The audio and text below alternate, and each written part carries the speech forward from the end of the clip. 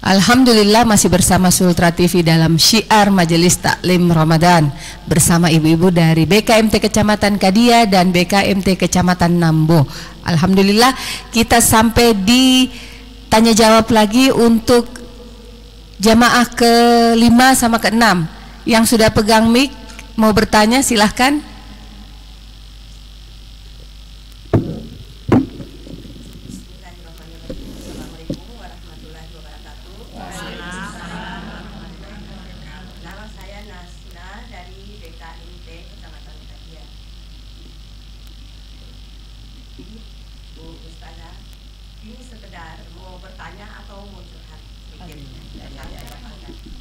Dalam bulan Ramadan kadang itu di dalam rumah itu ya yang mana ini si tuan rumah kalau di dalam bulan Ramadan biasa kadang itu marahnya memuncak-muncak di siang hari.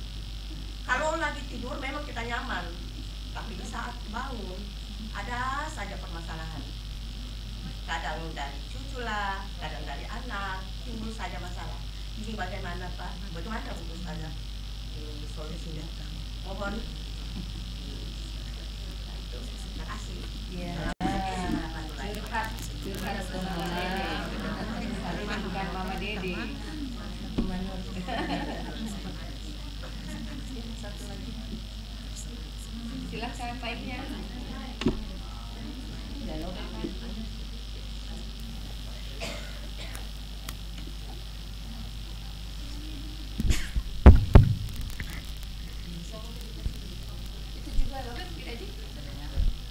Kita kasih musik saja.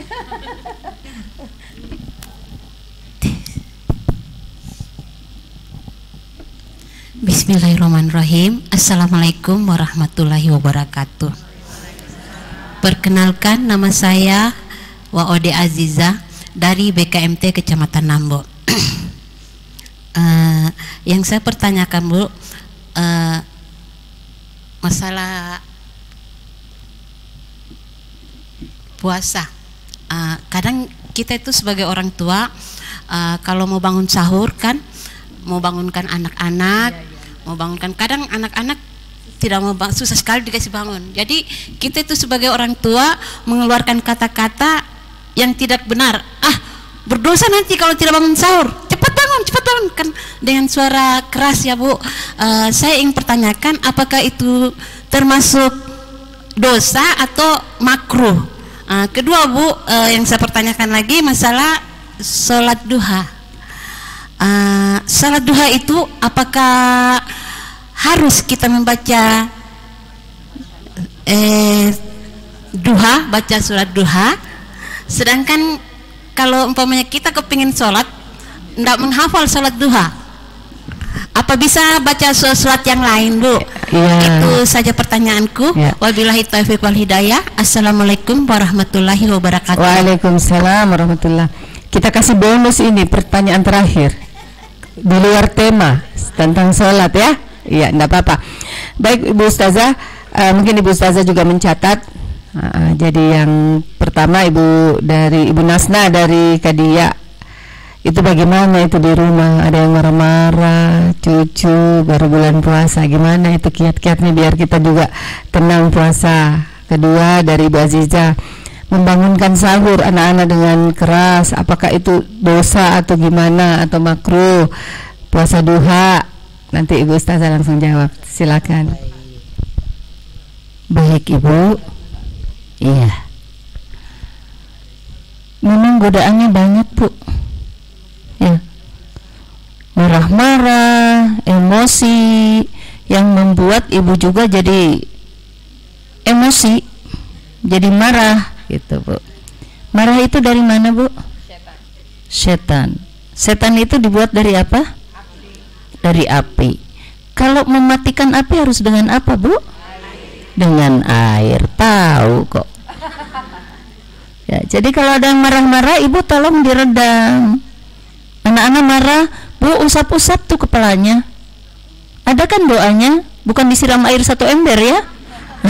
Ini anak marah-marah terus, saya siram pakai air supaya diam. Ya pastilah diam kalau disiram 1 ember itu Bu.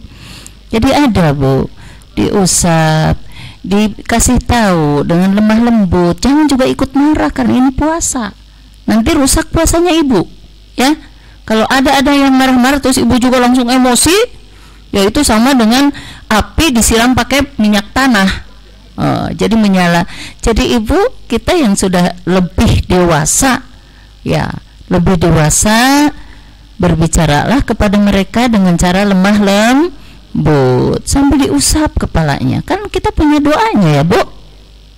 Apa itu? Surah Al-Furqan kan? Ayat 70 berapa itu? 74 apa 73?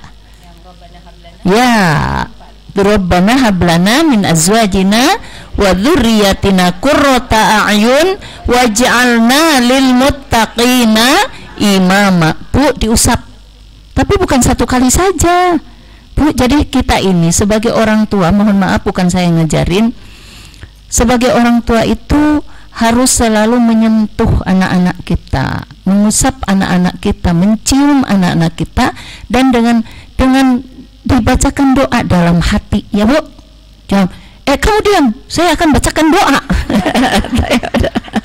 Jangan juga ya, sambil spontanitas Bu.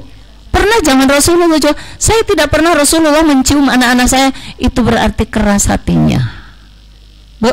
Jangan menjadi orang yang keras hatinya, selalu memeluk anak, mengusap siapapun, anak siapapun itu ya Bu, tidak mesti anaknya kita, anak tetangga mungkin. Jadi sana sehingga ada peristiwa lebaran, anak-anak biasa kan keliling rumah, anak saya ikut keliling, masih kecil, terus lari ke rumah, mama kita diusir. Kita diusir sama siapa? Sama itu ibu rumah sana. Sana jangan anak-anak bertamu ke sini, bikin repot.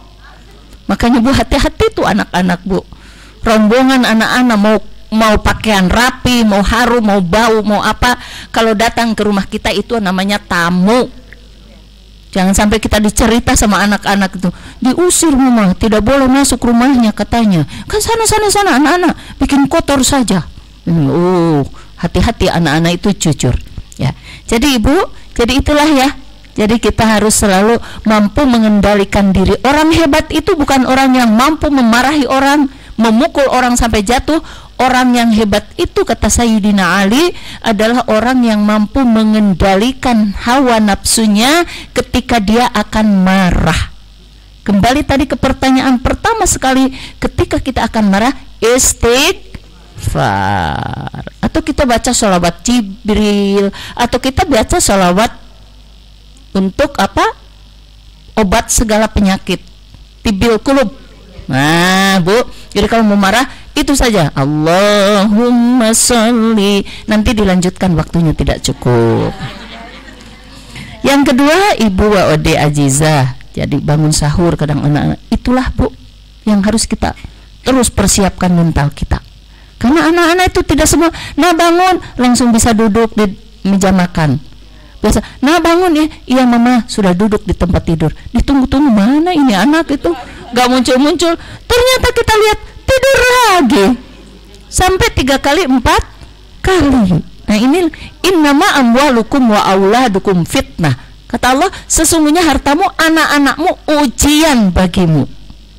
Masa diuji dengan membangunkan anak-anak saja menyerah? Disitulah keunggulan puasa. Salah satunya kita diberikan oleh Allah keunggulan karena mampu bersabar untuk membangunkan anak-anak kita bersahur. Ya Bu, jangan dianggap sepele, itu ibadah banget itu Bu, ya, ibadah banget. Apakah kalau kita berbicara keras-keras berdosa? Bu, ibu-ibu tidak boleh mengeluarkan kata-kata yang kasar dari mulutnya, karena itu jadi doa untuk anak-anaknya. Walaupun kita dalam hati mau marah Bu, tahan. Jangan, anak ini dasar nakal. Bu, tunggu, nakal beneran. Jadi ibu tidak boleh mengeluarkan kata-kata itu. Ada lagi ibu-ibu yang ibu sableng banget ya, ibu, saya menyesal melahirkan kamu. Seandainya bisa saya kasih masuk lagi di perutku. Masya Allah, kalau sudah gede begitu SMP dimasukkan di perut sampai di mana. Jadi itu ibu-ibu itu harus jaga, jangan sampai mengeluarkan kata-kata yang kasar. Kalau keras beda dengan kasar, Bu.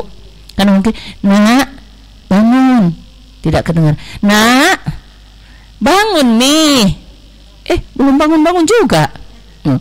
Nak tolong bangun, nak mama ini sudah nunggu. Itu beda kasar dengan keras. Kalau keras kan gini, bangun, itu namanya keras kan, beda. Jadi kalau itu, Bu, tidak berdosa, untuk kebaikan ya, Bu ya. Nah, sholat duha, haruskah bacaan duha? Tidak mesti, Bu. Itu sebaiknya baca duha. Bonus pertanyaan di luar materi. Tidak mesti baca surat duha. Kalau tidak hafal, boleh baca surah yang lain. Dalam Al-Quran itu 114 surah. Silahkan Ibu pilih. Misalkan rakaat pertama Ibu mau baca Al-Buruj. Buru-buru Al-Buruj, Bu. Waduh, saja tidak sanggup. Al-Buruj. Atau rakaat kedua Ibu mau baca Al-Mulk. Ya. Tabarakalladzi biyadihil mulku wa huwa ala kulli syai'in qadir. Ya. Misalkan Ibu mau baca itu, kan kemarin ibu-ibu saya pernah jadi juri lomba itu, penghafalan Al-Mulk. Sekali-kali pakai sholat, Bu. Al-Mulk. Aduh, Bu, sakit pinggang, sakit lutut. Al-Kafi ya? 10 ayat. 10 ayat. Ya, boleh. Jadi apa saja, Bu, boleh, silahkan ya. Kalau Yasin rakaat pertama. Ya, jadi silahkan ya, Bu.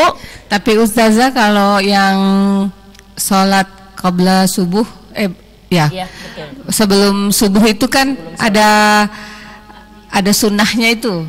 Rakaat pertama qul ya ayyuhal kafirun, rakaat kedua itu pakai al-ikhlas. Apakah itu juga ketentuan atau bagaimana, Ustazah? Ya, namanya sunnah. Sunnah itu bukan wajib. Sebaiknya. Itu kan sunnah itu sebaiknya kita baca itu. Adakah ibu-ibu yang belum hafal qul ya ayyuhal kafirun? Bolak-balik, Bu ya. La a'budu ma ta'budun wa la antum 'abiduna ma a'bud wa la ana 'abidum ma 'abadtum wa la antum 'abiduna ma a'bud wa la ana 'abidum. Dah sampai, Bu ya. Keliling-keliling, mana itu lakum dinukum waliyadinnya, itu, Bu. Jadi diusahakan. Masa sih Ibu kuliah ayyuhal kafirun tidak hafal, cuma berapa ayat kan? Al-Mulk saja hafal. Kuliah ayyuhal kafirun. Sebaiknya mengikuti sunnah. Iya, sebaiknya. Jadi Ustazah pernah suatu waktu di Madinah lagi duduk-duduk nunggu sholat, lupa saya sholat apa. Terus ada orang Arab datang sama saya. Coba saya dengar hafalanmu. Dalam bahasanya yang bahasa Arab. Ya, saya sedikit mengerti. Maksudnya apa? Hafalan apa? Dia bilang, hafalan Quran, hafalan. Diambil Qurannya, hafal. Saya bingung. Tidak ada saya hafal. Paling yang ini Yasin sama yang surah-surah pendek. Langsung dia bilang, astagfirullah. Apa kau bikin sampai kamu tidak bisa menghafal? Dia katain saya gitu. Apa kamu bikin di rumah kamu tidak bisa menghafal? Begitu. Karena Al-Quran bahasanya orang Arab ya. Iya. Mereka sudah tradisi memang harus hafal.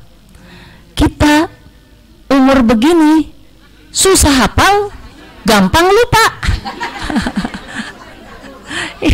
Susah hafal, gampang hilang. Ya, itu kuliah ayyuhal kafirun saja keliling-kelilingnya minta ampun. Tapi giliran saya ngaji, Ustaz. Yeah. Saya ngaji, di sebelah saya orang Uzbekistan, sebelah saya orang Pakistan. Selesai ngaji, orang Uzbek bilang,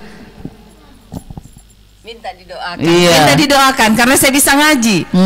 Terus yang bilang orang Pakistan, dia tanya lagi saya, dia tungguin saya sampai salat jenazah, dia bilang, kasih saya, dia pakai Google Translate di HP, kasih saya doa, saya lagi ada masalah dengan suami. Dikiranya saya ustazah karena bisa ngaji.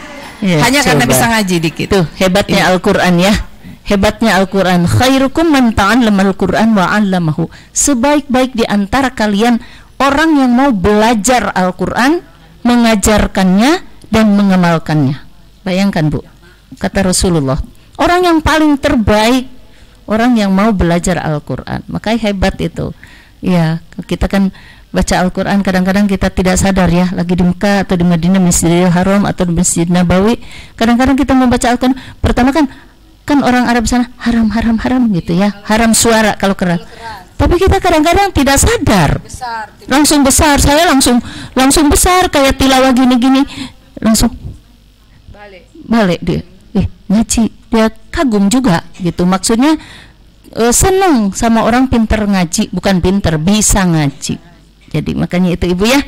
Akhirnya gitu. tuh kadang Ustazah ketemu di WA, dia minta nomor WA saya, langsung dia selalu bilang I love you sis, I love you sis. Saya risih dibilangin I love you sis, itu saya agak risih kan. Tapi dia biasa itu. Iya, langsung pray for me, doakan saya supaya saya terhindar dari masalah dengan suami. Akhirnya kami saling mendoakan walaupun jauh. Amin. Itulah ya hakul muslim alal muslim. Hak seorang muslim dan muslim itu saling mendoakan. Saling mendoakan. Silakan. Belum. Nanti di cut. Ibu bilang aja. Nanti kita. Saya juga guru ngaji, tapi anak-anak didik saya nakal-nakal, suka berkelahi dalam rumah. Ya. Kadang saya kasih, kenapa begini? Saya sudah ada setiap malam, tapi anak-anak tidak ada perubahan. Kadang saya bilang, kalau begitu saya kasih keluar saja nantinya. Nah, ini apakah Ustazah salah atau Baik Ibu. perbuatan keras? Iya. Baik. Iya. Coba baca. Di cut sendiri. Iya. Baik Ibu. Iya. Memang mendidik anak itu bukan hal yang mudah zaman sekarang. Kalau dulu, ya Bu, dulu zamannya kita, kalau ada tamu ke rumah, terus ibu bapak kita gini matanya, berarti kita tidak boleh duduk di situ kan? Jadi kita keluar nih. Zaman sekarang, justru kalau ada tamu, anak-anak tuh minta duit, minta uang, minta uang, karena pinter. Pikirannya kalau di depan tamu tidak mungkin menolak. Benar kan Bu? Mau uangmu, mau jajan ini. Jadi kita juga pura-pura, sebentar ya nak. Udah dalam hati, ini anak, gitu kan? Nah, jadi mendidik anak itu zaman sekarang Bu tidak semudah zaman dulu. Kalau anak-anak soleh semua, tidak ada pekerjaannya ibu. Ya kan Bu? Kalau anak didik ibu soleh, semuanya diam, semuanya nurut, semuanya, pekerjaan ibu apa? Benar tidak? Karena mendidik itu bukan hanya bisa membaca Al-Quran, tetapi mendidik karakter mereka. Kalau ibu berhasil menundukkan mereka dengan karena Allah, Bismillahirrahmanirrahim, ibu hebat banget. Ya, mereka bisa ngaji dan mereka juga berakhlakul karimah. Iya, jadi baik. ibu nggak usah pusing-pusing. Tawakkaltu ala Allah. Ya muqallibal qulub, sabit qalbi ala dinik. Minta sama Allah supaya dibulak-balikan. Dan ibu kalau tahajud jangan lupa mendoakan murid-muridnya ibu. Minta dilunakkan hatinya. Jangan dibiarkan, jangan ibu sumpah-sumpah. Kasihan saya kasih keluar ini. Itu ibu tambah nakal. Iya. Ya, manusiawi Bu, manusiawi, tapi jangan kebablasan. Ya, Ustazah, kesimpulan kita pada hari ini langsung.